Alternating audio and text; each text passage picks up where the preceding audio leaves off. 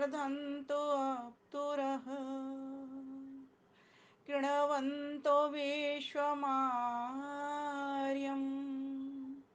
अपघ्नन्तो अरावणः अपघ्नन्तो अरावणः ॐ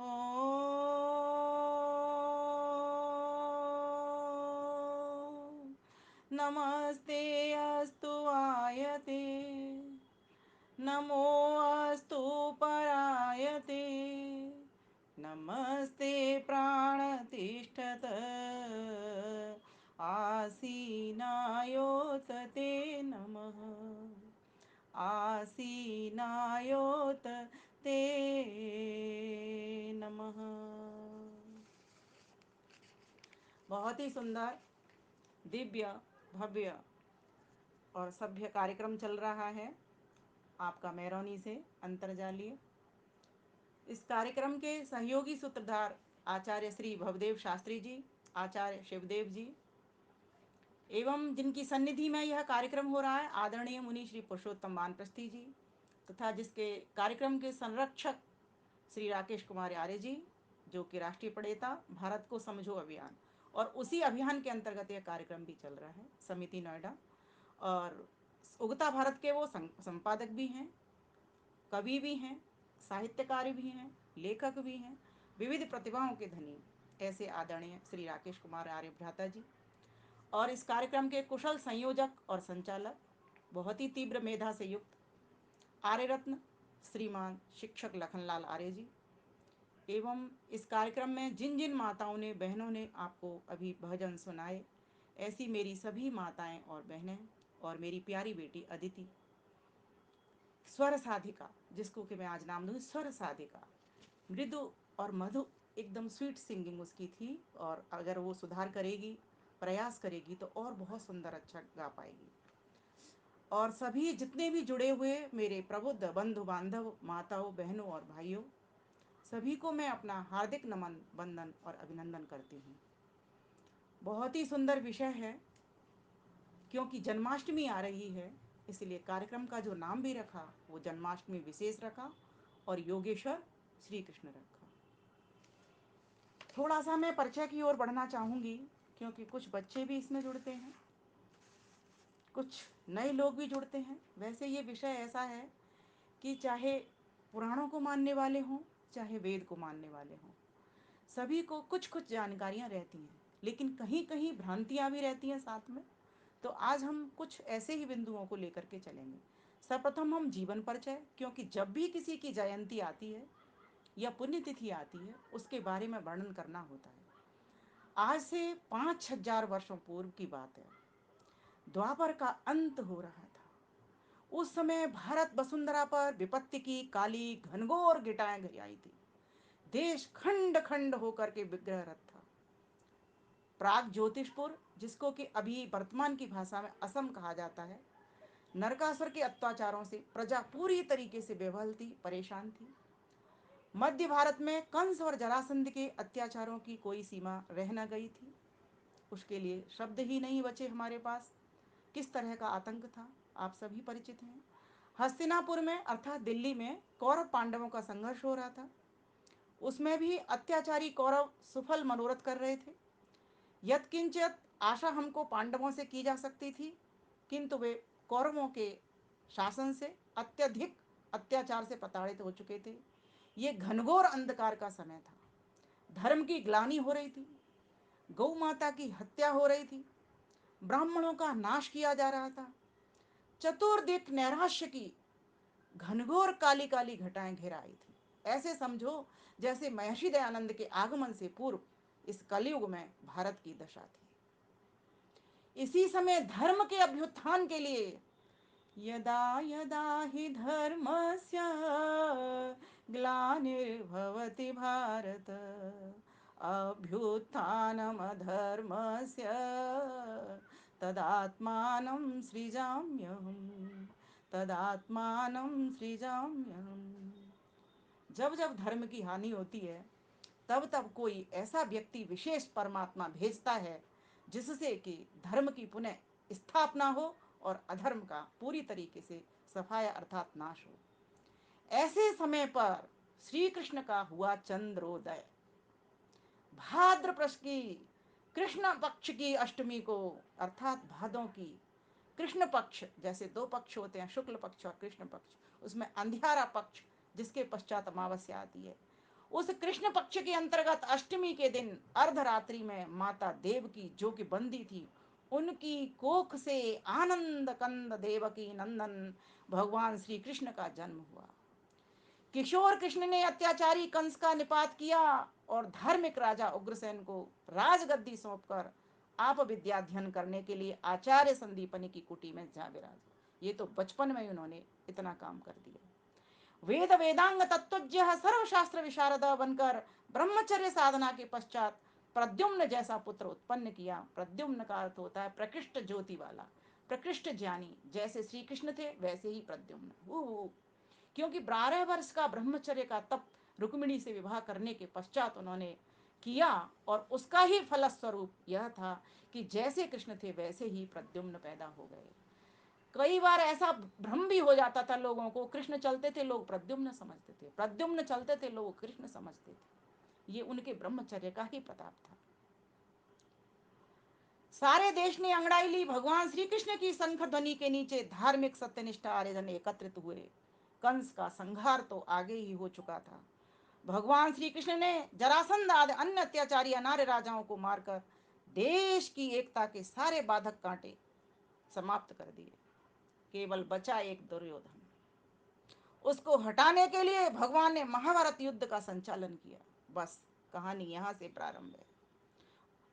क्या गुण थे उनके भीतर, क्या विशेषताएं थी, क्या चरित्र था उनका, उसके बारे में महर्षि दयानंद सरस्वती बड़ा ही सुंदर लिखते हैं। सत्यार्थ प्रकाश के एकादश समुल्लास में आपको उनकी पंक्तियां मिलेंगी। श्री कृष्ण जी का इतिहास महाभारत में अति उत्तम है। उनका गुण, कर्म, स्वभाव और चरित्र आप्त पुरुषों के समान है, जिसमें कोई भी अधर्म का आचरण उन्होंने नहीं किया। श्री कृष्ण ने जन्म से लेकर के मृत्यु तक कोई भी बुरा काम कभी कुछ किया हो ऐसा कहीं भी नहीं लिखा।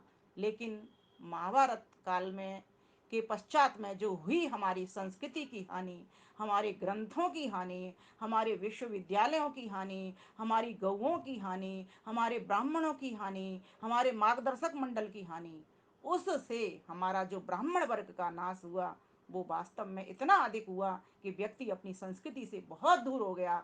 और भागवतकार ने उसको, क्या हुआ ये बीच में आवाज रुक गई, आ रही है अब? आवाज आ रही है? अच्छा ठीक है ठीक है। मन माने उनके ऊपर, क्या कहूँ मैं, मेरे पास शब्द भी नहीं है। ऐसी ऐसी चीजें उनके साथ में जोड़ दी कि ऐसे दिल दुखी हो जाता है अपने भगवानों का, जिनको कि हम भगवान की उपाधि से नवाजते हैं। भगवान का अर्थ क्या है? जो भग से भरा हुआ हो, भग वाला, धनवान, धन से भरा हुआ, धन वाला, बुद्धिमान, बुद्धि से भरा हुआ, बुद्धि वाला। इसी प्रकार से भगवान जो भग से भरा हुआ। भग किसको कहते हैं? बहुत सुंदर हमारे शास्त्रों में समझाते हैं। समग्रस्य ऐश्वर्यस्य, अर्थात जिसके पास समग्र ऐश्वर्य हो, धर्मस्य यशः श्रिय, धर्म भी हो, यश भी हो, श्रिय भी हो, ज्ञान वैराग्यश्चैव, ज्ञान भी हो और वैराग्य भी हो, षण्णाम भग इति ऋणा, जिसके पास ये 6 चीजें होती हैं वो भगवान बन जाता है। बताइए, यदि आज हम उनसे ये प्रेरणा ले लें उनके चरित्र से कि हम अभी भग को धारण कर लें तो क्या ही हमारे देश की हालत हो। एक माता जी भजन सुना रही थी, ये भारत स्वर्ग की नगरी बन जाए। श्री योगेश्वर श्री कृष्ण ने इसी चीज की कल्पना की थी कि मैं ये जो खंड खंड होता भारत है, जो जिसमें कि अनार्यों का, आतंकियों का, उग्रवादियों का, अलगाववादियों का ये जो हो रहा आज शासन है, इसको मैं समूल नष्ट करूंगा। जैसे कि भगवान राम ने त्रेता काल में अपनी भुजा उठा करके संकल्प लिया, निश्चर हीन करूं मैं भुजा उठाए प्रणकीन।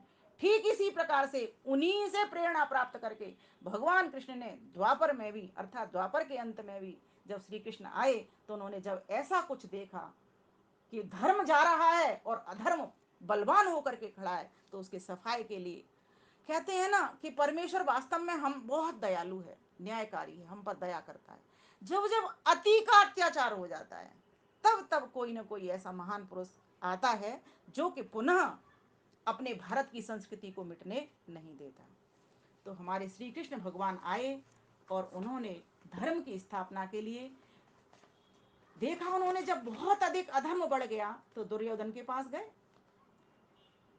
दुर्योधन से कहा कि भाई अभी भी संभल जाओ, युद्ध न करने पड़े। लेकिन दुर्योधन ने क्या कहा, 1 इंच भी, बस 5 गांव मांगे थे, थोड़ी सी भूमि मांगी थी, 1 इंच भी सुई की बराबर में, नोक सुई की नोक के बराबर भी भूमि ना दूंगा। बस ये ही, यहीं से युद्ध प्रारंभ हो जाता है। कहते हैं अधर्म को बलवान नहीं होने देना, धर्म को जिंदा करना है, धर्म को बलवान बनाना है, और इसके लिए तो धर्म युद्ध करना ही पड़ेगा।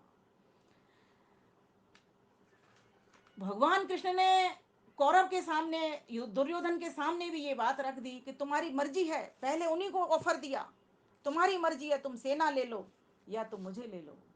उन्होंने कहा इसको क्या लेना, एक है ये, मुझे तो सहस्रों अक्षौणी सेना चाहिए। सेना ले ली, लेकिन जहां बुद्धि है वहीं बल है, वही काम सफल है। इसीलिए भगवान कृष्ण का जो सफल हुआ वो किस लिए हुआ, 4 प्रकार के बल उनके बड़े हुए थे। माताओं, बहनों, भाइयों, ये समझने की बात है। 4 प्रकार के बल अगर आज भी प्रत्येक घर के सदस्य के भीतर आ जाए, मेरा ऐसा मानना है, तो ये पूरा हमारा भारत अखंड बन जाएगा। आज हम बलहीन हैं, और बलहीन जब व्यक्ति हो जाता है तो क्या मतलब का है, किसी मतलब का नहीं। कोई भी उसकी भूमि हड़प ले, कोई उसकी बहन बेटियों के साथ जिहाद कर ले, कोई भी उसकी संपत्ति को ले जाए, कोई भी उसको नीचा गिरा दे, कोई मतलब ही नहीं उस चीज का, कोई सार नहीं। ये सब कुछ कृष्ण ने देखा, जैसे कि महर्षि दयानंद ने देखा। मैं तो कई बार ऐसे सोचती हूँ कि महर्षि दयानंद सरस्वती के जीवन में भी ऐसा काल आया, और भगवान कृष्ण के भी, और भगवान राम के जीवन में। इसका मतलब हर युग में इस तरह के लोग रहते हैं, और इनका जो उपाय है बस यही, इनका एक सफाया। क्योंकि वेद कहता है इनको बंदूक की गोली से भून दो सीधा। इसलिए मैंने वेद मंत्र प्रारंभ किया इसी से, इंद्रम मरदंतो अप्सरा प्रणवंतो विश्वमार्यम। और कृष्ण ने वेद पढ़े थे, वेद वेदांगों का अध्ययन किया था। कहाँ पर किया था, गुरुकुल में। किससे किया था, संदीपनी ऋषि से किया था। उज्जैन में आप जाओगे अभी भी वहां पर उनकी संस्कृति विद्यमान है। शायद लखन भैया वहां पर गए हों, हमारा जाना हुआ, हमें बहुत अच्छा लगा, उन्होंने बहुत अच्छा उसको बना दिया है। पर अभी भी वहाँ पर कुछ काम ऐसे हो रहे हैं, पर ठीक है, कोई नहीं, धीरे धीरे करके सब सुधार होगा। जब हमारे पास उच्च शिक्षा पहुँचेगी, वेद की शिक्षा, सत्य शिक्षा पहुँचेगी, तो मेरा ऐसा मानना है कि धीरे धीरे एक एक करके 11 बनेंगे, 111 बनेंगे, 1111 बनेंगे, और धीरे धीरे करके भारत हमारा समृद्ध हो जाएगा। श्री कृष्ण के भीतर चारों बलों का प्राधान्य देखने को मिलता है।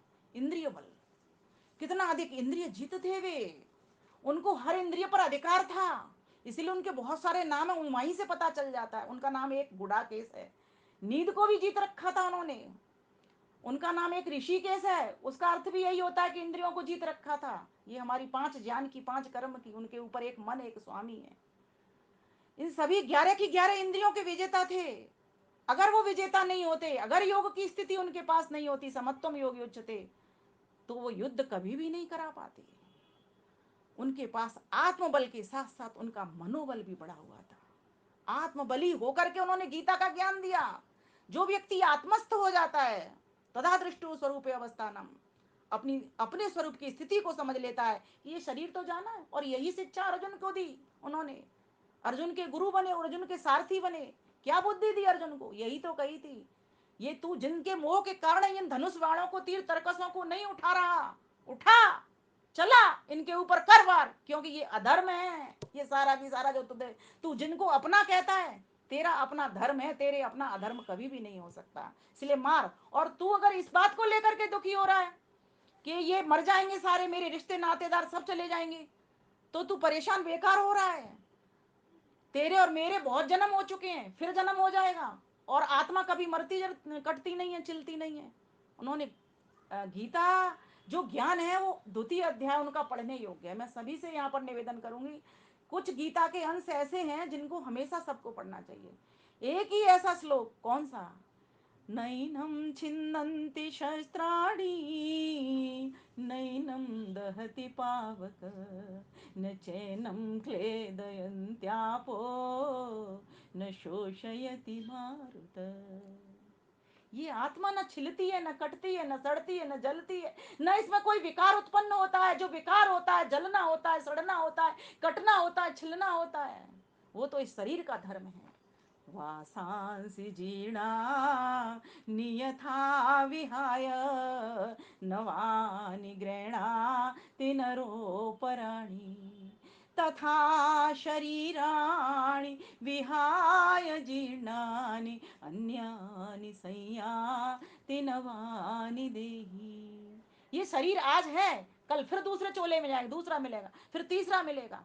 ये तो हमेशा जलने कटने छिले। जिसको इन दो बातों का बोध हो जाता है, मैं मरता नहीं, मैं छिलता नहीं, मैं कटता नहीं, जो मरता है वो ये शरीर है, मेरा कुछ बिगड़ेगा नहीं। इसलिए नाते कैसे, जो अधर्म का काम करे वो कैसे नातेदार, जो धर्म होंगे, धर्म का काम करेंगे वे ही हमारे नाता, उन्हीं से हम नाता रखेंगे। इसलिए चला गोली, और एक एक करके तीर से हो, सुदर्शन से हो, भाले से हो, जिस जिस तरीके का हथियार शस्त्र पहले भी थे, आज भी हैं, और उससे बहुत पहले हमेशा से इन शस्त्रों का, शास्त्रों का अद्भुत मिलन होता आया। कृष्ण तो थे ही शस्त्र और शास्त्रों का अद्भुत मिलन, इसलिए युद्ध जीत गया, धर्म युद्ध। अगर उनके पास शास्त्र नहीं होते, सिर्फ शस्त्र होता, वो कभी भी नहीं जीत पाते, धर्म को कभी सामने खड़ा नहीं कर पाते। और अगर उनके पास सिर्फ शास्त्र होते, शस्त्र नहीं होते, तो भी धर्म विजेता नहीं हो पाता।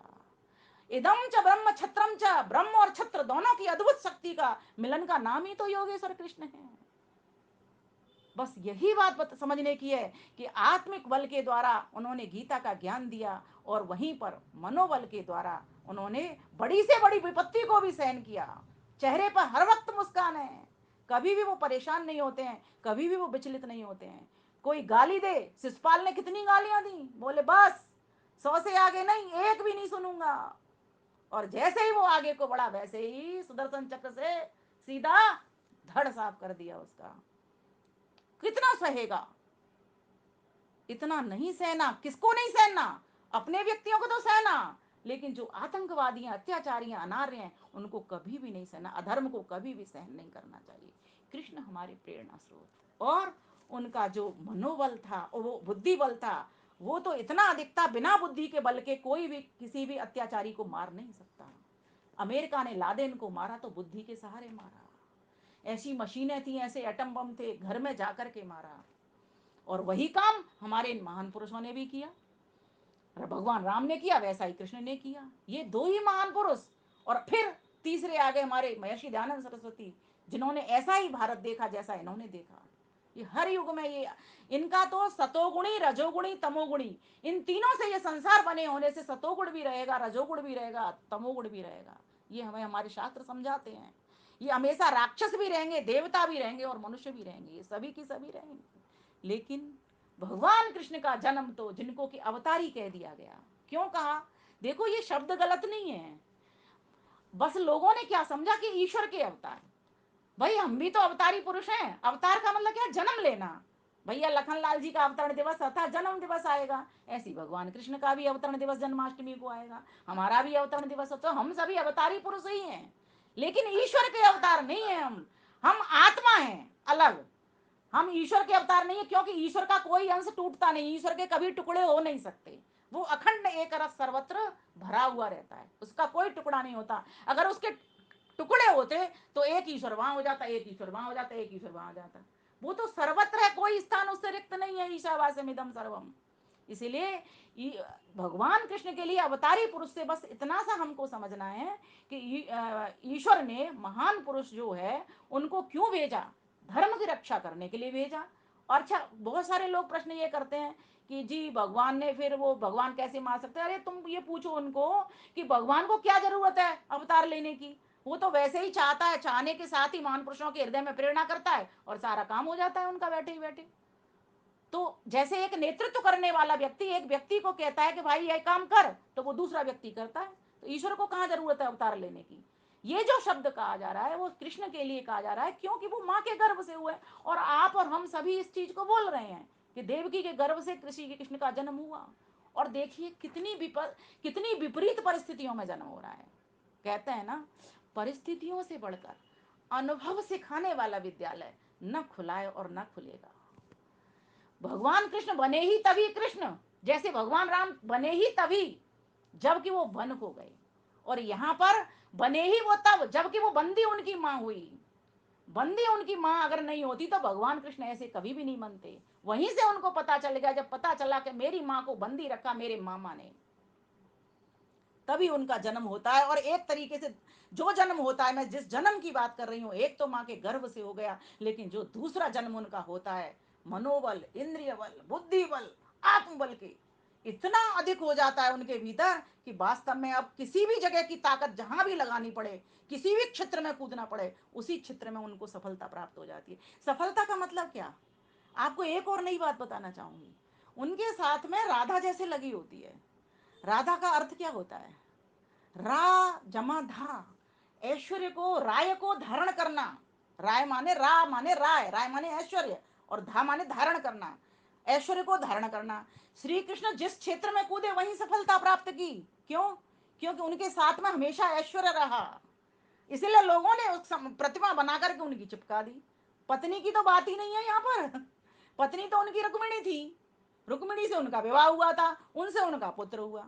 और कई कई लोगों ने तो कह दिया जी उनके 16-16 हजार रानियां थी, नारियां थी। अरे वो नारियां नहीं थी, वो नाड़ी, हमारे शरीर में 16 हजार नाड़ी होती है। बताओ, अब यही चीज भ्रांति लोगों को पड़ गई कि उनकी इतनी नारियां थी। और दूसरी बात, और दूसरे ढंग से कहती हूँ इस बात को, ये आज भी लव जिहाद की बेटियां शिकार हो रही हैं, इनको बचाने वाले कुछ पालक लोग होते हैं ना भैया बहन, ठीक इसी प्रकार से तब भी ऐसा होता था। पता है क्या किया, कहते हैं कि जब राक्षस उनको बहनों बेटियों को बंदी बना लिया करते थे, कितनी कितनी स्त्रियों को इकट्ठा एक साथ, उन सभी के वो पालक बने, उन सभी के वो रक्षक बने। और वो टाइम ऐसा था, और आज भी ऐसे बहुत सारे टाइम है, आज भी बहुत सारे भाई बहन रक्षक और पालक बनकर के उन बहन बेटियों को ऐसे शिकारियों के पंजों से छुड़ाते ही छुड़ाते हैं। तो उनकी नारियां नहीं थी। और आजकल तो मैंने अभी एक संगठन के एक व्यक्ति से बात की थी, कहते हैं हम बहन बेटियों को आदिवासी क्षेत्रों से कैसे बचा के लाते हैं। तो उन भैया ने बड़े मजेदार बात कही, बोले हम ऐसे नहीं लाते, उनसे विवाह कर लेते हैं। मैंने विवाह का मतलब क्या रहा, बोले ऐसे करते हैं, फॉर्मेलिटी के लिए विवाह करते हैं, पर उनके साथ रहते नहीं हैं, बस उनको ये बता देते हैं हमने विवाह कर लिया। विवाह कर लिया, फिर बचा लाते हैं, बचा करके फिर उनको अपने घरों में भिजवा देते हैं, और फिर उनका विवाह दूसरे लड़के से करवा देते हैं, जिससे वहां पर ये हो गया कि इसका रक्षक कोई व्यक्ति है। मैंने कहा ये तो बड़ी मजेदार बात है, कहीं ऐसा ही काम श्री कृष्ण के साथ में तो नहीं हुआ होगा। पर ऐसा नहीं हुआ। वो जो कहलाए कि उनकी इतनी नारियां थी, इसके मतलब उनका जो नारियों का जो समूह था जिसको उन्होंने बचाया, वहां पर इतनी इतनी स्त्रियां बहन बेटियां थी जिनके वे रक्षक बने। अरे एक बताओ, एक पत्नी तो किसी से सहन नहीं होती लगन भैया। 16 हजार नारियां कहाँ तक सहन होंगी। श्री कृष्ण को योगी राज थे वो, और योगी राज ही रहने दो, उनको भोगी राज मत बनाओ। मेरा ऐसा निवेदन आपसे सभी से है। तो इस प्रकार से उनके चारों बल बढ़े हुए थे। जहां आत्मबल बढ़ा था वहीं बुद्धि बल बढ़ा था। बुद्धि बल के सहारे ही वो राक्षसों का सफाया कर पाए, आत्मबल के सहारे से ही वो गीता का ज्ञान रच पाए, मनोबल के सहारे से ही बड़े से बड़ी विपत्ति को वो सहन कर पाए। हर वक्त चेहरे को, आप उनकी स्थिति को देखिए, कैसे खड़े हुए हैं वो। हर वक्त योग मुद्रा की एक स्थिति हमको दिखाई देती है एक प्रतिमा के भीतर। क्या है वो यही तो बता रही है। शरीर पर पूरा अधिकार है, इंद्रियों पर पूरा अधिकार है, अधिक खाना नहीं, अधिक सोना नहीं, अधिक वार्ता नहीं करना, अधिक बहुत मुंह खोल करके भी नहीं हंसना, मुस्काना, खिलता हुआ चेहरा रखना, ये योग है। यही तो योग है, हमारी इंद्रियों में नियंत्रण, समता आ जाए, हमारे वाणी में व्यवहार में समता आ जाए, यही तो योग है। इसीलिए वो योगी राज कहलाए। योगी का मतलब कुछ और नहीं होता। और ऐसा नहीं है वो ईश्वर भक्त, और जो ईश्वर भक्त होता है वही व्यक्ति राष्ट्र भक्त भी होता है, और वही व्यक्ति मातृ पितृ भक्त भी होता है, गुरु भक्त भी होता है। भगवान कृष्ण तो ईश्वर भक्त थे, जो बताओ हर वक्त योगी में। और महर्षि दयानंद सरस्वती को देखो, मैं तो कहती हूँ महर्षि दयानंद सरस्वती ने श्री कृष्ण को वर्ण कर लिया योग के माध्यम से। कहते हैं उनके बारे में 18-18 घंटे समाधि लगाते थे। इसका मतलब क्या है, हर वक्त तो समता की स्थिति को रहने वाले लोग ये हुआ करते हैं। हम तो फौरन विचलित हो जाते हैं, जरा सी धूप लग गई तो परेशान, एसी बंद हो गया तो परेशान। लेकिन ये लोग परेशान नहीं होते, ये प्रेरक हैं हमारे। इसलिए इनकी जन्माष्टमी देखो, द्वापर काल से लेके अब तक हम भूले नहीं हैं, और आगे भी हम कभी नहीं भूलेंगे। आगे भी कितने युग बदल जाएंगे तब भी नहीं भूलेंगे। भगवान राम त्रेता युग में तभी भी नहीं भूल रहे, राजा हरिश्चंद्र सतयुग में तभी भी हम उनको नहीं भूल रहे। क्यों भूलेंगे अपने पूर्वजों को, जिन्होंने इतने अच्छे अच्छे काम किए और हमको कहा हमारे लिए प्रेरणा स्रोत बने, अधर्म के सफाई के लिए प्रत्येक क्षण तैयार रहो। लेकिन अपने भीतर मन को अपने को बिल्कुल भी डावाडोल मत होने दो। तो आप समझ सकते हो। और आप देखिए श्री कृष्ण जी को कहा जाता है वो पूर्ण पुरुष थे। क्यों कहा जाता है? इसलिए ही कहा जाता है जिस व्यक्ति के भीतर पूर्ण परमात्मा के गुण प्रतिष्ठित हो जाएं, जबकि जीवात्मा तो अपूर्ण है। श्री कृष्ण भी जीवात्मा ही थे, लेकिन हमसे तो थोड़ी विशेष योग्यता रखते थे ना। ईश्वर का वर्ण कर लिया था ना। ईश्वर भी क्या करता है, जब गंदे लोग होते हैं, अनार्य लोग होते हैं, अत्याचारी लोग होते हैं, आतंकवादी लोग होते हैं, उनको रुलाता है। दुष्टों को रुलाने वाला रुद्र कहा है भगवान को। एक नाम सत्यात प्रकाश के प्रथम समन्लास में आप पढ़ सकते हो। और किन के लिए सोम हो जाता है वो? जो लोग सज्जन पुरुष होते हैं। बस ऐसे ही कृष्ण भगवान के बारे में कहा जाता है वो पूर्ण पुरुष थे। वे एक श्रेष्ठ ब्राह्मण थे। बताइए, बिना ब्राह्मणत्व के गीता का ज्ञान नहीं हो सकता। वे एक कुशल क्षत्रिय थे, बिना क्षत्रिय के ये युद्ध नहीं लड़ा जा सकता। वे एक वैश्य थे, बिना वैश्य के गौ पालन नहीं हो सकता। सोचो सोचो, गौ माता के सेवक थे कि नहीं वो? उनको गोपाल क्यों कहा जाता है? गोपाल उनका एक विशेषण है ना। क्यों? गौ माता की पालन ना करते थे, गौ माता की रक्षा करते थे, गौ माता की सेवा करते थे, गौ माता को दुष्टों से बचाते थे। सभी ग्वाल वालों से कहते थे वो क्या, खूब दूध पियो, खूब माखन खाओ, मोटे तगड़े हो जाओ। बोले क्यों कहा इस बात को? इसलिए कहा जो कंस मामा है उनका बहुत ही अत्याचारी शासक था। ये जो ब्रज प्रदेश है ना, वहीं पर कृष्ण का जन्म हुआ, वहीं पर उनका मामा भी था। मामा ने सब पर शासन कर रखा था। मामा बहुत बड़ा शासक था, सबको रुलाता था। गरीब लोगों के सारे दूध को, नंद बाबा के यहाँ से कितनी वो थी उनके यहाँ गायें। नंद की उपाधि मिलती ही तभी है जब कहा जाता है कि बहुत सारी कईयों लाखों गायें हों। 1 लाख पे कहते हैं नंद बन जाते हैं, फिर महानंद बन जाते हैं। इस प्रकार से उपाधियां मिलती चली जाती हैं। तो कहा जाता है कि नंद बाबा के यहाँ इतनी सारी गौएं, सोचो अगर वो गोप गोपिकाएं पीते तो कितने वीर बहादुर हो जाते। वे ही मान लेते, कृष्ण की जरूरत ही ना पड़ती। लेकिन क्या होता था, वो जो अत्याचारी शासक था सारे दूध दही को कहाँ मंगा लेता था? अपने राक्षसों को पिलाने के लिए, जो उसके साथी थे उनको पिलाने के लिए, उनको मोटा तगड़ा बनाने के लिए मंगा लेता था। तो क्या कहता था? अब आपको एक शब्द और बताऊंगी मैं, यहाँ भी आपकी भ्रांति मिटाऊंगी। कहा जाता था कि कृष्ण को मटकी फोड़ क्यों कहते हैं? उनके यहाँ तो इतना दूध था, वो मटकी क्यों फोड़ते थे? इसका बोध करिए, विरोध नहीं, इसका बोध ये करिए। मटकी फोड़ इसलिए कहा जाता था कि जब कंस के जो लोग थे, वे जब उनकी मटकियों को लेकर के जा रहे होते थे, सिरों पे से उठा लेते थे, फैला देते थे दूध को, दही को, तो कृष्ण ने क्या कहा? ग्वालों को इशारा किया, फोड़ दो इनकी मटकी, तुम पियो, तुम लूटो, हम उसके पास नहीं पहुंचने देंगे। ये है असली अर्थ। यहाँ बुद्धि लगी है कृष्ण की। मटकी फोड़, वो अपने लिए मटकियां नहीं फोड़ी, उनके लिए तो बहुत सारा दूध था, उनको क्या कमी थी? नदियां बहती थी उस काल में, और नंद बाबा के यहाँ पर वैसे उनका पालन पोषण हो रहा है। सोचो सोचो, तो कैसे मटकी क्यों फोड़ी उन्होंने? इसलिए कहा कि हम जाने नहीं देंगे कंस के पास इस दूध को बिल्कुल भी। गोपियों की फोड़ो मटकी, हम कंस हराएंगे, श्री कृष्ण की महिमा को घर घर में सुनाएंगे। उनके पद चिन्हों पर चल नाम कमाएंगे, श्री कृष्ण की महिमा को घर घर में सुनाएंगे। कुछ पंक्तियां सुनाने के बाद स्वरचित फिर मैं अपनी बात को रखूंगी। ये समझने की बात है। देव की मात उनकी वसुदेव पिताजी थे, अन्यायी कंस मामा ने बंदी गृह लापट के, पर पर धर्म की रक्षा हित हम जन में जाएंगे, श्री कृष्ण की महिमा को घर घर में सुनाए। गोकुल के दूध को बंद करवा दिया मामा ने, गोपियों की फोड़ो मटकी इशारा दिया कान्हा ने, बलशाली हो जाओ हम कंस हराएंगे, श्री कृष्ण की महिमा को घर घर में सुनाएंगे। ये बात किसी ने नहीं कही होगी आपको। आपको हमेशा विरोध सुनने को मिला होगा कि गोपियों की वो मटकी नहीं फोड़ते थे। उन्होंने नहीं फोड़ी, लेकिन उन्होंने फुड़वाई। क्यों? क्योंकि कंस मामा उस दूध दही को लूट करके ले जाता था। रुक्मिणी धर्म पत्नी, फिर भी ब्रह्मचर्य सधा, 12 वर्ष में प्रद्युम्न पुत्र रचा, तप संयम में रह कर योगी हो जाएंगे। श्री कृष्ण की महिमा को घर घर में सुनाए।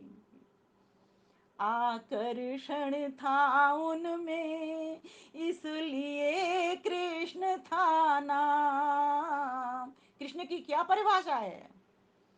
जो अपनी ओर खींच ले। और जो विद्वान विद्वान लोग होते हैं, बुद्धिमान लोग होते हैं, योगी लोग होते हैं, उनके पास तो लोग आते हैं। जिस आदमी का सर झुके भगवान के आगे, सारी दुनिया झुकती है उस इंसान के आगे।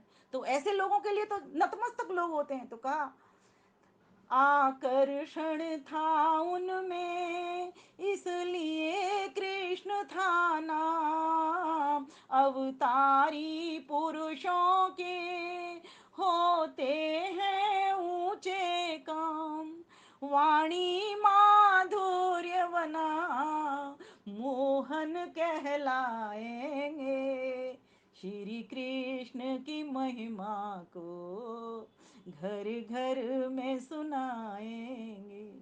उनके पद चिन्हों पर चल नाम कमाएंगे। श्री कृष्ण की महिमा को घर घर में सुनाएंगे। बहुत सारे नामों की चर्चा मैं आज आपके समक्ष कर रही हूँ, कभी पंक्तियों के गीतों के माध्यम से, तो कभी इस तरीके से। मोहन, जिसको मोह नहीं वही तो मोहन है। जिसको मोह नहीं वही तो मोहन है, और जो मोहने वाला है वही तो मोहन है। समझ आया अर्थ? मोह जमा न, जिसको मोह नहीं वह मोहन है। और उनका एक नाम था मदन, जिसको मद नहीं वो मदन, और जो मदन अर्थात आनंदित करने वाला है वो मदन। और उनको मदन मोहन कहा जाता है ना, मदन मोहन गोपाल कहा जाता है ना। क्यों कहा जाता है? उनको इसलिए ही कहा जाता है। हमको भी कैसा बनना है? मदन।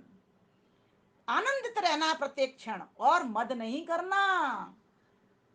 घमंड करके कुछ नहीं होने वाला, ये सब जाने वाला है। जो कुछ तुम्हारे पास सुंदरता, रूप, रंग और जो कुछ दिखाई दे रहा है वो सब कुछ मिटने वाला है। बस एक तुम ही अजर अमर हो। और यही गीता का ज्ञान कृष्ण ने अर्जुन को भी दे दिया।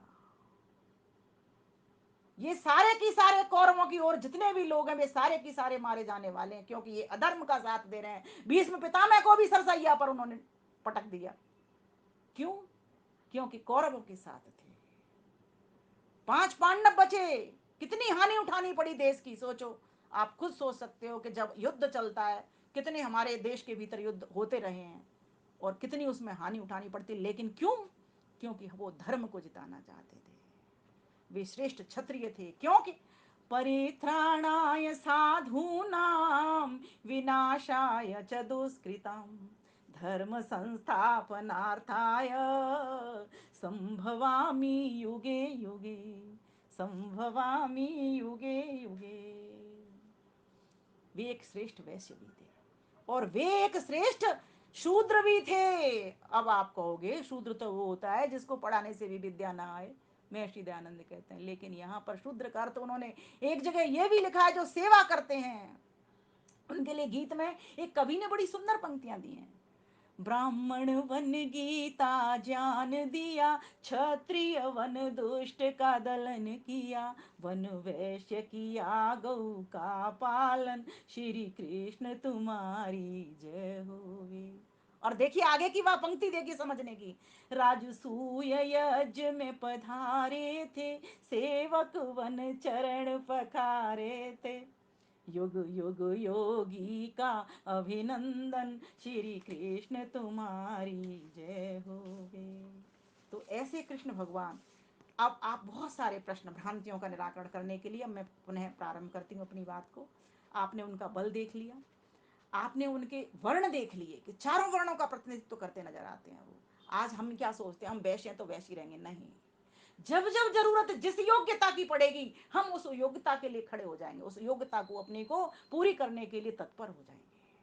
अगर आपको लग रहा है आप ब्राह्मण हो, कोई बात नहीं, लेकिन अगर कोई मारने के लिए आपको आना, फौरन छत्री बन जाओ, अधर्मी व्यक्ति। और अगर कोई दुखी व्यक्ति आया, वैश्य बन जाओ उसके आंसू पोंछने के लिए। और जहां आपको लग रही है कोई भी काम नहीं कर रहा, चप्पल जूते उठाने में भी कोई संकोच मत करो। सरदारों को देखो गुरुद्वारे में कैसे चप्पल जूते को पोंछते हैं। शूद्रत्व को धारण कर लो, यही उन्होंने प्रेरणा हमारे लिए छोड़ी। चारों वर्णों का प्रतिनिधित्व करते हुए वे नजर आते हैं, शस्त्र शास्त्र का अद्भुत मिलन करते हुए नजर आते हैं, और वहीं वो चारों बलों के पोषक, चारों बलों को कोई धरता, इस प्रकार से भी, इस रूप में भी प्रेजेंट होते हैं कि जब तक हम शरीर से, मन से, बुद्धि से और आत्मा से पुष्ट नहीं होंगे तब तक हम किसी की भी रक्षा नहीं कर सकते। ऐसे ये जो महान पुरुष हैं वे रक्षा करने के लिए ही आते हैं। अब आइए मैं आती हूँ कुछ प्रश्नों के निराकरण के लिए, क्योंकि समय उतना ही होता है और बातें बहुत कहनी होती हैं मुझे। एक प्रश्न मेरे पास आया है, क्या कृष्ण बचपन में ग्वाले थे? तो मैं आपको कहूँ, एक पंक्ति आपने सुनी होगी लोकोक्ति, होनहार बिरवान के होत चीतकने पात। अगर वे साधारण ग्वाले होते तो इतने बड़े बड़े काम नहीं करते। उन्होंने बचपन में ही नागराज को अपने वश में कर लिया और नागादेश भेज दिया उसकी नाक में नकेल डाल करके। कौन था नागराज? लोगों में भ्रांति है, वो सांप समझते हैं, एक नाग देवता समझते हैं। कहते हैं बच्चे जब खेल रहे थे तो खेल खेल में उनकी गेंद चली गई, गेंद चली गई। अब उसको निकालने के लिए बच्चों की हिम्मत नहीं पड़ी तो कृष्ण कूदे उस पानी में और जा करके उसको, गेंद को लेकर के आए और उस वहां पर कालिया दे का उन्होंने उसको, नाग का नाश कर दिया। ये कहानी आती है। ये कहानी है क्या? हमारे देश के भीतर अलग अलग तरह के वंश चला करते हैं। एक नागराज था, एक व्यक्ति, और उसका अपना शासन था। अत्याचारी शासक क्या करते हैं, जमीन कब्जाते हैं। तो वो जो क्षेत्र था वो उसके नागराज के क्षेत्र में था। अब वहां पर कोई बच्चा खेल रहा है, गेंद चली जाएगी तो उसके क्षेत्र में चली गई बॉल। अब उसको लाने की, बच्चे छोटे मोटे तो ताकत जुटा नहीं पाएंगे, कोई वीर बहादुर चाहिए, बुद्धि बल वाला चाहिए। कृष्ण ने कहा मैं अभी जाता हूं और अभी करता हूं इस काम को।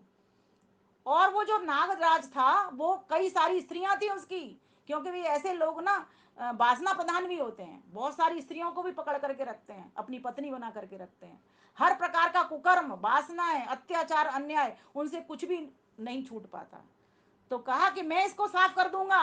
कहते हैं उसको पकड़ करके नाक में नकेल डाल करके, नाक में नकेल एक मुहावरा भी है, अर्थात आगे से वो ऐसा काम नहीं करेगा कि बच्चों को सताएगा, परेशान करेगा, या वहां पर भी उन्होंने कहा नागादेश, उसको उसकी नाक में नकेल डाल करके, कहते हैं उसको नागादेश में पहुंचा दिया। ये कितनी उम्र में किया था उन्होंने ये काम? बहुत ही छोटी आयु में कर दिया था। क्योंकि मैंने आपको बताया, होनहार बिरवान के होत चीकने पात। आप देखोगे कुछ बच्चों की बुद्धि इतनी कुशाग्र होती है और कुछ बच्चों की बुद्धि बिल्कुल बुद्धू जैसे होते हैं और कुछ सामान्य जैसे होते हैं।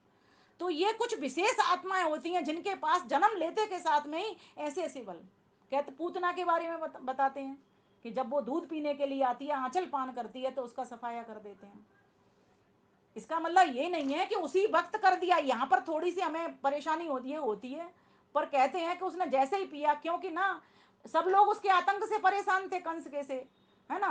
और तो पता था कि ये कंस जरूर थोड़े थोड़े करके अपने अपने दूत भेजता रहता, राक्षसों को भेजता रहता, पता लगा रहा था ना वो कृष्ण किसके घर में है, क्योंकि जन्म तो ले चुका है देवकी का बच्चा, लेकिन अभी उसके हाथ में नहीं आया। तो उसने पूतना राक्षसी को भेज दिया कि तू पकड़ करके ला।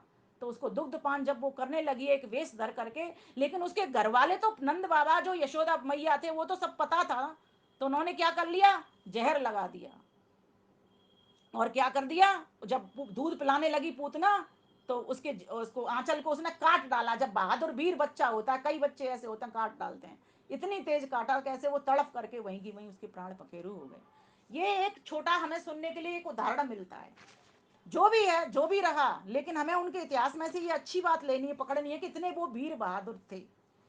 अब छोटी आयु में कितने वध करते हैं और फिर उसके बाद किशोर हो जाते हैं, उसके बाद फिर प्रारंभ हो जाता है, फिर उसके बाद में और बड़े होते हैं। उनके बड़े का चल जब शिशुपाल वध कर रहे हैं, जरासंध वध कर रहे हैं, तब का तो दृश्य कोई लेता ही नहीं है। बाल गोपाल का ही दृश्य उनका लेते हैं।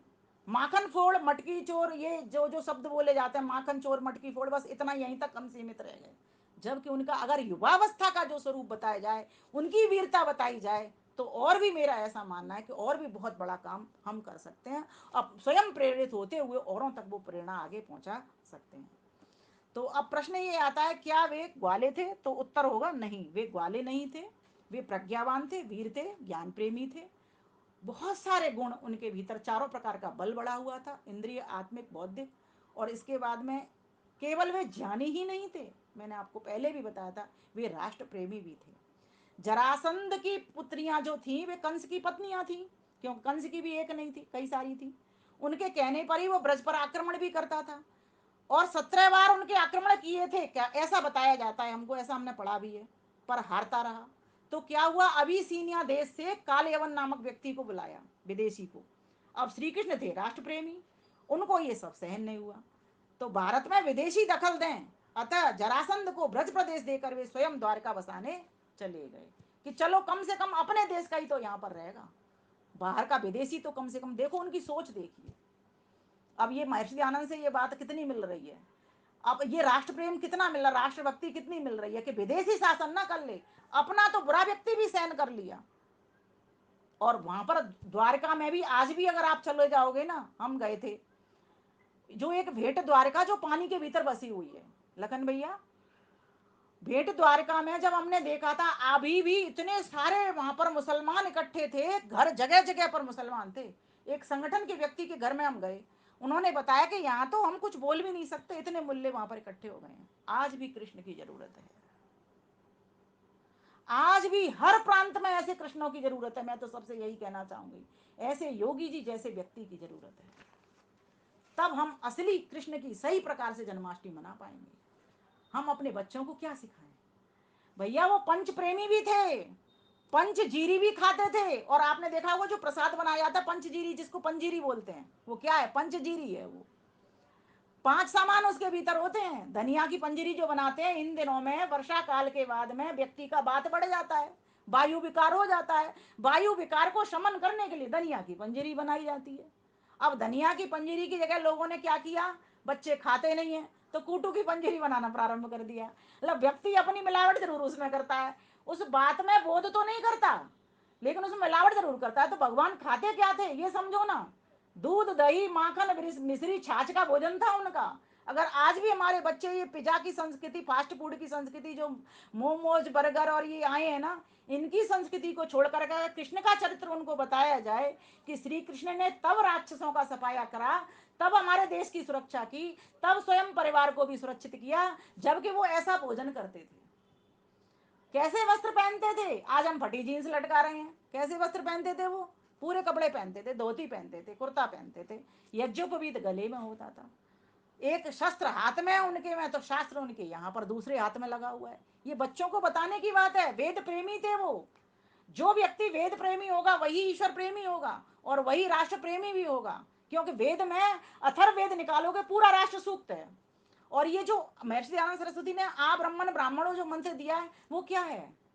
ये पूरा की पूरा राष्ट्र की एक को व्यवस्थित करने का एक मंत्र है, कि राष्ट्र हमारा कैसा हो, कैसा होना चाहिए, ब्राह्मण क्षत्रिय वैश्य शूद्र कैसे हो। और वेद प्रेमी थे तभी उन्होंने ये ब्राह्मण क्षत्रिय वैश्य शूद्र चारों वर्णों का प्रतिनिधित्व भी कर दिया। जरूरत जरूरत पर जैसी जैसी जरूरत उनकी पड़ती गई, जहां ज्ञान देने की बात आई वहीं पर अर्जुन को ज्ञान दे दिया, और जहां पर शक्ति की बात आई तो जब उसका कर्ण का पहिया घुस जाता है तो उसको रथ को वो निकाल करते हैं, मारते हैं उसको फेंक करके, तो वहां शक्ति भी उन्होंने लगा डाली। आप देखोगे उनका पूरा की पूरा चरित्र, जिस जिस चीज की उनकी जरूरत पड़ती है सारी शक्तियां उनकी बड़ी थी। आज हम अपने अपने बच्चों को ये इतिहास बताने की जरूरत है। और एक और प्रश्न मेरे पास आया था, क्या वस्त्र स्त्रियों के वस्त्र हरता थे वो? तो उत्तर होगा नहीं। देखो, जब बहन बेटियां नग्न अवस्था में नदियों में नहाने चली जाएं, और उनको पता है कि यहाँ पर अत्याचारी लोग, अनार्य लोग घूम रहे हैं, इनकी वासना प्रधान दृष्टि है, तो उन्होंने क्या सबक दिया? उनको शिक्षा दी कि तुम वस्त्र पहन के नहाया करो, अगर तुम वस्त्र पहन के नहीं नहाओगी मैं, और उन्होंने एक लेसन भी दिया कि मैं तुम्हारे वस्त्र उठा लेता हूं, तुम निकलोगी कैसे पानी में से, तुम्हारे ऊपर ये कुदृष्टि रखते हैं, ये कूदेंगे, ये जो अनारे लोग हैं। इसीलिए माताओं बहनों पूरे वस्त्र पहन के नहाया करो, कभी भी नग्न अवस्था में मत नहाया करो, ये शिक्षा दी। अब उनको क्या कह दिया गया, अब इसमें से बोध तो किया नहीं, कितनी गलत बात उठा ली, वे वस्त्र हरता थे, हरता नहीं थे, वे वस्त्रों को पहनाने की कोशिश किया करते थे कि स्त्रियां नग्न अवस्था में नहीं रहें। और आज हम कैसे नहाते हैं, नग्न होकर के नहाते हैं। तो ये भी हमको एक प्रेरणा लेनी चाहिए, कृष्ण के सच्चे स्वरूप को अपने बच्चों तक पहुंचाना चाहिए, समाज में पहुंचाना चाहिए। विरोध करके कभी नहीं पहुंचा सकते, लेकिन सत्य स्वरूप को जब हम रखेंगे तो कोई भी स्वीकार कर लेगा। मैं बहुत सारे पौराणिकों के बीच में बोलती हूँ, लेकिन मैं सत्य स्वरूप को रखती हूँ, मैं बताती हूँ कि देखो उन्होंने ऐसा काम क्यों किया। हरता नहीं कहेंगे इसको, जब कोई किसी की रक्षा करेगा तो रक्षक कहेंगे, बच्चक नहीं कहेंगे। हरता का मतलब तो सीधा सीधा बच्चक होता है, वे तो शिक्षक थे और रक्षक थे, उन्होंने शिक्षा दी कि इस नदियों के भीतर इस तरह से तुमको स्नान नहीं करना चाहिए पूरे वस्त्र पहन करके। और आज भी आप देखोगे ग्रामीण क्षेत्रों में जो माताएं बहनें होती हैं अपने वस्त्र को ढक करके नदियों में स्नान करती हैं, लेकिन जब आप विदेशों में चले जाओगे, बीचों के ऊपर चले जाओगे, तो विदेशी लोग कैसे नहाते हैं आपको सारा दृश्य पता है। तो इस चीज के भगवान कृष्ण ने उनसे मना कर दी। और भी बहुत सारे प्रश्न है मेरे पास। और कहा कि श्री कृष्ण, क्या श्री कृष्ण गोपियों के चहेते थे। एक बार यही प्रश्न विवेकानंद जी से भी विदेश में महिलाओं ने पूछ लिया, तो विवेकानंद जी उत्तर न देकर आगे बढ़ गए। उनके ब्रह्मचर्य, रूप, व्यक्तित्व, विद्वता से आकर्षित होकर महिला उनके पीछे पीछे आने लगी। वह पुनः उत्तर मांगा तो विवेकानंद जी ने कहा, गोपियां भी कृष्ण के रूप, लावण्य, तर्कपूर्ण बातों के आकर्षण से इर्द गिर्द घूमा करती थी। वे तो सारे जग के चहेते थे, उनकी शोभा व गुणों की महक से गोपियां भंवरे की बात खिंची चली आती थी। क्यों? मैंने पहले ही ये बात बताती थी कि जिसका बुद्धि बल बड़ा है, जिसका ज्ञान बल बड़ा है, जिसका आत्मिक बल बड़ा है, ऐसे व्यक्ति के लिए सभी के सिर नतमस्तक हो जाते हैं। तो हमें क्या सीख लेनी है, अपने बच्चों को यही बात बतानी है, शरीर का विकास करो, शरीर के साथ साथ मन का विकास करो, बुद्धि का विकास करो, आत्मा का विकास करो। और सिर्फ डॉक्टर, इंजीनियर, सीए बनने से काम नहीं चलेगा, संस्कार भी अपने भीतर लाओ। क्या पहनना, क्या खाना, पंचजीरी, और फिर क्या 5 तरीके का भोजन, जो मैंने आपको कहा। 5 जीरी में क्या क्या चीज मिलाते हैं, धनिया मिलाते हैं, उसमें ड्राई फ्रूट्स मिलाते हैं, ये सभी देखो हमारा रोग भी मिटे, हमारे शरीर को भी पोषण मिले, है ना, हमारे शरीर से सुगंध भी आए, हमारा शरीर मधु भी हो, मतलब मीठा भी बोले हम। तो इसके लिए 5 तरीके के फूड, नाना तरीके, जैसे सामग्री बनाते हैं ना, इसी प्रकार से हम यज्ञ की सामग्री की तरह ही अपने भोजन की थाली को भी बनाएं, जिससे हमको हर तरीके का वो भोजन मिल जाए। तो कृष्ण ने गौ माता की रक्षा की, इसलिए की कि गौ माता हमारी आधार है, मदर डेयरी है पूरी वो। जैसे माँ के दूध में जो गुण होते हैं वे गौ के भी जानते थे। क्यों जानते थे? क्योंकि उन्होंने वेद पढ़े थे। और गौ, वेद को गौ माता में के लिए क्या कहा गया है? अदिति अग्न्या। और अदिति हमारी बेटी का नाम है। अदिति कहते हैं सूर्य की पुत्री को, और लखन भैया की पुत्री है। और अग्न्या, जिसकी कोई हिंसा ना कर सके, ऐसी गौ माता और आज कट रही है चारों तरफ। इसलिए मैं बार बार कहती हूँ कृष्ण तो बनना ही पड़ेगा। गौ माता की रक्षा तब तक नहीं होगी जब तक कृष्ण नहीं बनेंगे। हमें हमें अपने घरों से कृष्ण बनाने पड़ेंगे। देशभक्त किसी और के घर में नहीं होंगे, देशभक्त हमें अपने घर से पैदा करने पड़ेंगे। तो आज कृष्ण जन्माष्टमी को मनाने से पूर्व हमको अपने बच्चों को कृष्ण के वास्तविक स्वरूप को हमें को दिखाना चाहिए, उनके चरित्र का चित्रण करना चाहिए। और आइए इसके पास फिर मैं अपनी कुछ पंक्तियों के साथ अपनी बात प्रारंभ करूंगी। ये तो पूरी वेद कथा है मेरी 3 घंटे की, पर आज आपको सिर्फ 1 घंटे में ही ये सारा काम कर दूंगी। तो जैसे कि उनके पास एक मुरली भी थी। एक चीज़ और मैं बच्चों के लिए बताना चाहती हूँ विशेषकर से, और बड़े भी समझें, अर्थ तो सब समझेंगे, बड़े समझेंगे तभी बच्चों को बता पाएंगे, नहीं तो नहीं समझेंगे। आजकल एक मुरली उसको भी कहते हैं, एक ज्ञानवाणी को भी। यही ज्ञानवाणी वो सभी को दिया करते थे, तो उनका एक नाम क्या पड़ गया? मुरलीधर, मुरली को धरने वाले। मुरली कौन सी थी? ज्ञान की मुरली थी उनकी, उसी को बजाते थे। और संगीत प्रेमी भी थे। संगीत प्रेमी कैसे? जो व्यक्ति वेद को पढ़ेगा वो संगीत प्रेमी बनेगा। और वेद का जो सामवेद है ना, ऋग्वेद कर्म ज्ञान का वेद, यजुर्वेद कर्म का वेद और सामवेद उपासना का भक्ति का वेद। तो भक्ति प्रारंभ कहाँ से होगी? भक्ति होगी सामवेद के गायन से। तो साम उस चारों वेदों को जानते थे, वो सामवेद के उद्गाता थे, वो सामवेद का गायन किया करते थे। तो क्या हो गया, उनके मुंह पर क्या लगा दी? वंशी का प्रतीक बना लिया हमने। हमने कभी देखा नहीं है, मात्र एक प्रतिमाओं पे हम देख रहे हैं कि ऐसी ऐसी चीजें उनके पास थी। ये क्यों? क्योंकि वास्तव में आज आवश्यकता है वीणा वादिनी वरदे। परमपिता परमेश्वर सरस्वती है, और उस परमपिता परमेश्वर जगत जननी सरस्वती का ही वेद ज्ञान सरस्वती है। उस सरस्वती को हमें अपनी वाणी के ऊपर, जो कि सरस्वती है, इसके ऊपर हमको धारण करना है। तो कृष्ण ने तो वो सरस्वती वाणी धारण की, वो सामवेद धारण कर लिया, वो श्रुति धारण कर ली। ये हमको बच्चों को बतानी है, इसीलिए उनका नाम मुरली। बच्चे बहुत जिज्ञासु होते हैं आजकल के, हर प्रश्न को पूछा करते हैं। मेरी छोटी बेटियां थी, जब जब छोटी छोटी आयु में थी, मुझसे प्रश्न किया करती थी। मैं चिंतन कर करके उनको अर्थ बताया करती थी। इसीलिए कहा जाता है चक्रधारी क्यों कहते हैं उनको? क्योंकि सुदर्शन चक्र को धारण करते थे, वो शस्त्र उनके हाथ में था। माधव उनको क्यों कहते हैं? क्योंकि वो मधु से भरे हुए थे, मीठा बोलते थे, किसी से कटु नहीं बोलते थे, कर्कश नहीं बोलते थे, ऊंचा नहीं बोलते थे, माप तोल करके बोलते थे, सत्य बोलते थे, रुचि की बात कहते थे, हित की बात कहते थे, प्रेम की बात कहते थे, किसी के भले की बात कहते थे। इसीलिए उनका नाम माधव था। श्याम क्यों कहते थे? अब कहते हैं लोग श्याम, सांवले रंग को भी कहा जाता है, और श्याम शब्द के तो बहुत सारे और अर्थ होते हैं। हरि क्यों कहते थे? क्योंकि लोगों के दुख हर लेते थे, दुखों को दूर करते थे। हरि नाम तो परमात्मा का भी वेद में आया हुआ है, परमात्मा का भी एक नाम हरि है। और हरि परमात्मा के जो वेद के में आए हुए नाम है, उन्हीं के नामों के आधार पर महान पुरुषों के भी नाम बन जाते हैं। और उन्हीं के आधार पर हम भी अपने बच्चों के ओम नाम रख लेते हैं कि हमारा बच्चा ओम हो गया। नहीं होगा ना, लेकिन क्यों रखते हैं? इसीलिए रख लेते हैं। नाम कहाँ से आया? वेद से आया। इसीलिए रखते हैं जिससे हमारे बच्चे के भीतर वो परमात्मा के गुण कर्म स्वभाव आ जाए। इसलिए बच्चे को हम ये ओम नाम दे देते हैं। बस तो इस कृष्ण के भीतर जितनी जितनी चारित्रिक विशेषताएं थी, जितने जितने अच्छे अच्छे गुण थे, वे सभी की सभी उनके नामों में। मधुसूदन, मधु नामक एक दैत्य था, उस राक्षस को उन्होंने मारा था, इसलिए उनका नाम मधुसूदन हो गया। गिरधर उनको क्यों कहते हैं? उनके बारे में कहते हैं उन्होंने उंगली से पर्वत को उठा लिया था जब बाढ़ आ गई। तो देखो, ये तो असंभव बात है। अब इसको, इसमें बोध क्या करना? इसमें बोध ये करना, उन्होंने एक इशारा किया उंगली से। इशारा कहाँ से होता है? उंगली से होता है कि देखो बाढ़ है, सभी इस पर्वत पर चढ़ जाओ तो तुम्हारी सुरक्षा हो जाएगी। बस इसी को क्या कह दिया? पहाड़ उठाना कह दिया। कृष्ण ने पहाड़ को उठा लिया। ये सब कहने के ढंग है अलंकारिक कवियों के द्वारा या बाद में लेखकों के द्वारा इस तरीके से प्रेजेंट हो गए। अब लोगों के पास में वो सही ज्ञान तो रहा नहीं, अब विकृत ज्ञान रह गया, अपभ्रंश वाला ज्ञान रह गया। तो वहां समस्या पैदा हो जाती है। अब हमें यही बात समझनी है। और देखिए, गिरधर, उनको पर्वत को उन्होंने धारण किया, अर्थात दृढ़ता को धारण किया। बच्चों को ये बताओ, पर्वत को धारण करना दृढ़ता। चट्टान को धारण करना क्या है? चट्टान जैसा शरीर बना लेना, चट्टान जैसे संकल्पों के प्रति दृढ़ हो जाना, व्रतों के प्रति दृढ़ हो जाना, ये सब है। और कृष्ण तो मैं पहले ही आपको बताया था, कर्षयति थी कृष्ण, जो आकर्षक, जिसका आकर्षक किसका व्यक्तित्व होता है? जो बुद्धिमान भी हो, जो बलवान भी हो, है ना, शक्तिमान, जिसको बच्चे क्या कहते हैं? शक्तिमान। शक्तिमान भी हो। शक्तिमान को कितना पसंद करते थे जब टीवी में सीरियल चलता था? क्यों करते थे? क्योंकि वास्तव में शक्ति की जरूरत है। शक्ति से पहले ज्ञान की जरूरत है। अगर आपके पास ज्ञान नहीं है, शक्ति सिर्फ हो जाएगी, तो आप राक्षसों को नहीं मार सकते। इसलिए कृष्ण के बहुत सारे नाम हैं। और एक कृष्ण का एक अर्थ और निकलता है कि दूरे करिष्यन्ति पापान इति कृष्ण।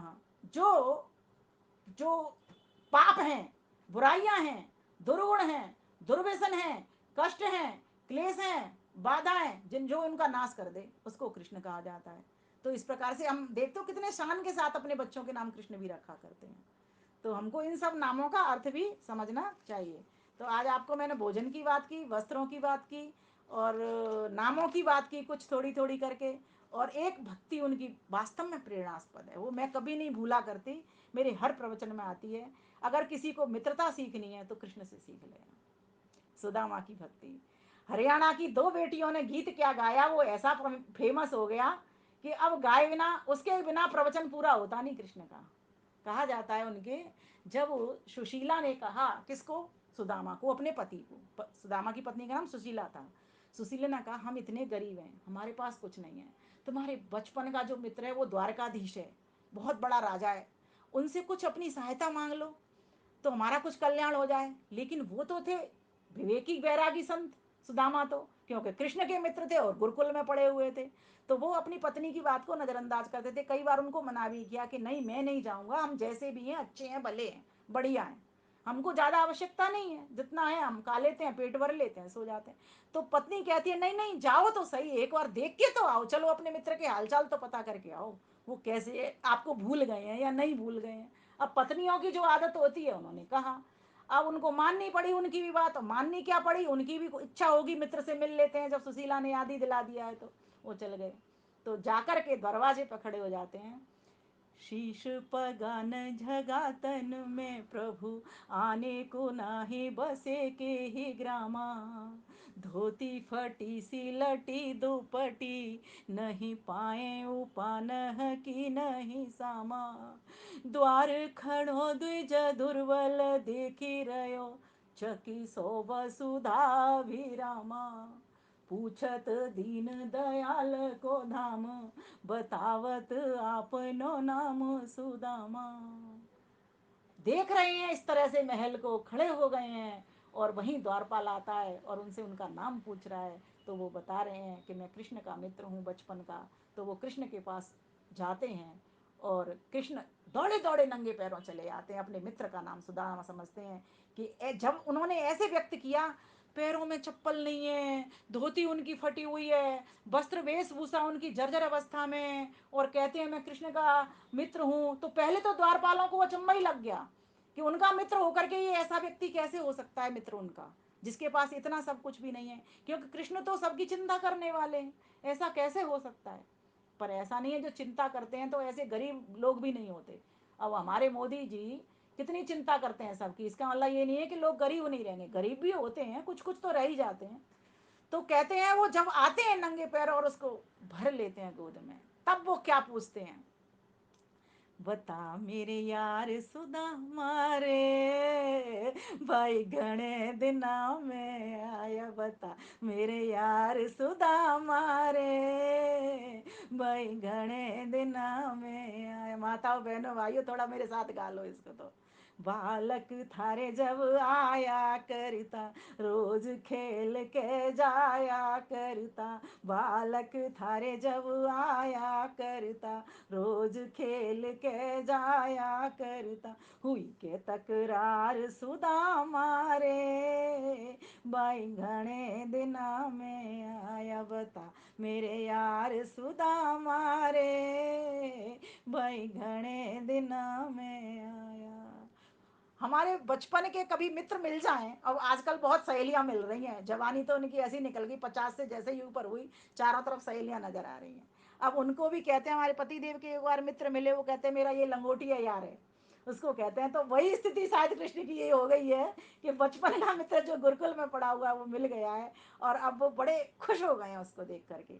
तो पूछते हैं, मैंने सुना दे कुटुम कहानी, क्यों कर पड़ गई ठोकर खानी, मने सुना दे कुटुम कहानी। जब उन्होंने उसकी ऐसी स्थिति को देखा तो पूछते हैं, मुझे अपने कुटुंब की कहानी सुना दे, क्यों कर पड़ गई ठोकर खानी, टोटे की मार सुदामा रे, भाई घने दिना में आया। तू विपत्ति में बता तो सही, अपने कुटुंब का हाल सुना, सब ठीक ठाक है ना। जब मित्र आता है तो क्या पूछते हैं, घर में सब ठीक है, परिवार में सब ठीक है, किसी बात की कोई दिक्कत तो नहीं है। फिर पूछते हैं, देखो अब ये अंत जो प्रश्न आता है वो इस तरह भी पूछा जाता है, सब बच्चों का हाल सुना दे, मिसरानी की बात बता दे, मेरी भाभी की भी बात बता दे, मेरी भाभी कैसी है लखन भैया, मेरी भाभी की भी बात बता दो, बच्चों की बता दो, मेरी भाभी की भी बात बता दो। तो कहते हैं कृष्ण, सब बच्चों का हाल सुना दे, मिसरानी की बात बता दे, रे क्यों गया हार सुदामा रे, भाई गणे दिना में आया, बता मेरे यार सुदामा रे, भाई घने दिना में आया। मित्र हो तो ऐसे। फिर कहा, चाहिए थारे तुझे पहलम आना, तू इतना लेट आया, तुझे तो पहले आना था, चाहिए थारे तन पे लमआना, इतना दुख नहीं पड़ता उठाना, इतना दुख नहीं पड़ता उठाना। रे भूलिया यार सुदामा रे, भाई घने दिन में आया बता मेरे यार सुदामा रे, भाई घने दिन में आया। इब भी आ गया ठीक वक्त पे। फिर कहते हैं ना चलो अच्छा है, आया जितनी देर आया कोई बात नहीं, आ तो गया। इब भी आ गया ठीक वक्त पे, आजा बैठ जा मेरे तखत पे। इब भी आ गया ठीक वक्त पे, आजा बैठ जा मेरे तखत पे। हो जिगरी यार सुदामा रे, भाई घने दिना में आया बता मेरे यार सुदामा रे, भाई घने दिना में आजा। ओ आजा भगत छाती पे लालू, इब बता तेने कणे बिठा लूं। अरे भाई मेरे, अब तुझे कहाँ बिठा लूं मैं समझ नहीं पा रहा हूँ।